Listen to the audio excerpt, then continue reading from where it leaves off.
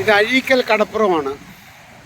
കടപ്പുറത്തിന് വെള്ളം കയറാതിരിക്കാൻ വേണ്ടിയാണ് സൈഡുകളിലെല്ലാം കരയ്ക്ക് ആയിട്ട് കല്ല് നിരത്തിയിരിക്കുന്നത്. ആ അകലെ കാണുന്നതാണ് ബോട്ടുകളാണ്, മീൻ പിടിക്കാൻ പോയ ബോട്ടുകളാണ്. അത് വൈകിട്ടത്തേക്ക് കയറി വരത്തുള്ളൂ. ചില ബോട്ടുകൾ 3, 4, 5 ദിവസം കഴിഞ്ഞേ കയറി വരത്തുള്ളൂ.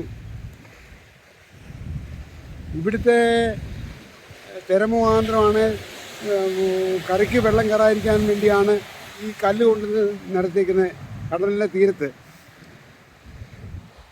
ഇവിടോട്ട് വെള്ളം വലിയ തിരയുള്ളപ്പോഴാണ് അടിച്ചു കയറുകയും വീടിനും സ്വത്തിനും മുതലിനുമെല്ലാം നഷ്ടമുണ്ടാകുകയും ചെയ്യുന്ന സ്ഥലങ്ങളാണിത്.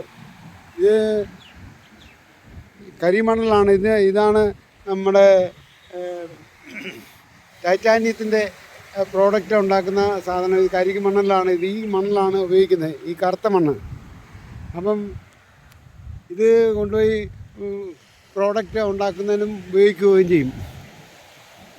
അതുകൊണ്ട് അകലെയാണെങ്കിൽ ഷിപ്പല്ല, വള്ളങ്ങൾ, മീൻ പിടിക്കുന്ന വള്ളങ്ങളാണ്. എൻ്റെ യൂട്യൂബും ഫേസ്ബുക്കും കാണുന്നവരാണ് ലൈക്ക് ചെയ്യുകയും ഷെയർ ചെയ്യുകയും സബ്സ്ക്രൈബ് ചെയ്യുകയും ചെയ്യണമെന്ന്. കാരണം ഞാൻ ഇതിൻ്റെ ഫീൽഡിൽ എത്തിയിട്ടേ ഉള്ളൂ. എന്നെ സഹായിക്കുന്നത് ഉള്ളൊരു കാരണമാകും നിങ്ങൾ സബ്സ്ക്രൈബ് ചെയ്താൽ. ദയവിത് സഹായിക്കണമെന്ന് പറയുകയാണ്.